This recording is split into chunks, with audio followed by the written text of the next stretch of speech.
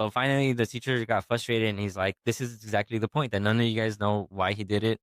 And so that's what the author's trying to say is that there's no reason to anything in the world. That nothing happens for a reason.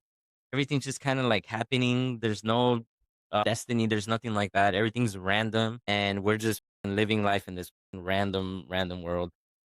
Oh man, the class was so confused. We were like so uncomfortable with that theory. It was like that's not what we were. We were taught like Disney.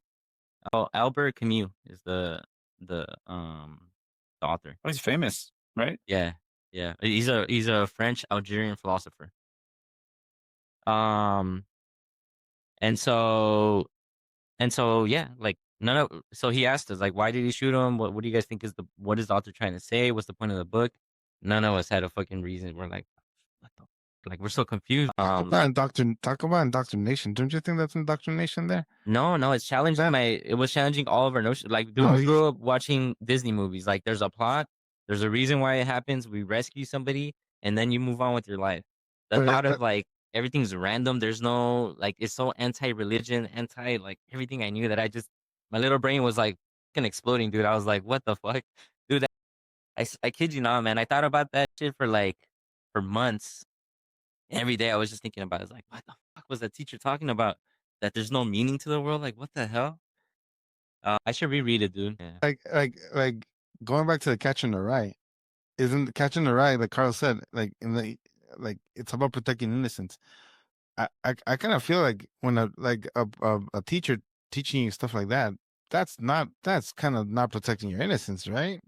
Like Yeah, that teacher, yeah, if it was me, indoctrinate you with his ideas into it, yes, right? I agree with you a little bit. That imagine like he was very much like anarchist, kind of like a little bit like Carlos. Like imagine Carlos teaching a class. Hmm. So I agree with you. Yeah, he was picking books that would influence to challenge the status quo, and it was a little advanced for us. But man, I appreciate him a lot for doing that. And this was one that fucking blew my mind, and like I didn't like the book at all, dude. I didn't like this concept, but it really challenged me in thinking about like how does the world work? I mean, going back a lot of episodes, I mean, Julie was invited by Edgar, and we had to come up with what we thought education was. Like, I think my definition kind of centered around being able to critically evaluate the world in such a way that you come to terms with it based on your values, right? Or in other words, questioning standard doctrine. And that could be said differently by saying challenging the status quo.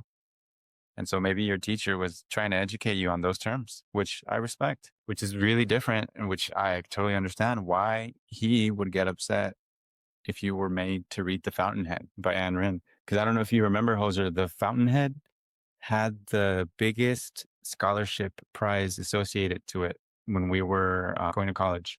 Like if you wrote an essay on The Fountainhead and if you won whatever contest, like I think the scholarship was like $10,000 or something. It was like the biggest one. Yeah. Go figure why. Because it's representative of the values that they want you to have so that you don't challenge the status quo, so that you fit into the larger institutional structures of society. So they give a fatter scholarship for that book. Or it could be because a lot of these kids don't understand how this capitalistic world works. It's kind of like, hey man, this is where you're gonna go against. If you want to participate, come participate. Hmm. I don't think so. I don't know. I No, think that book was not talking about the mechanics of capitalism. It was more about like romanticizing capitalism, loving capitalism, but it didn't go into like the mechanics of it.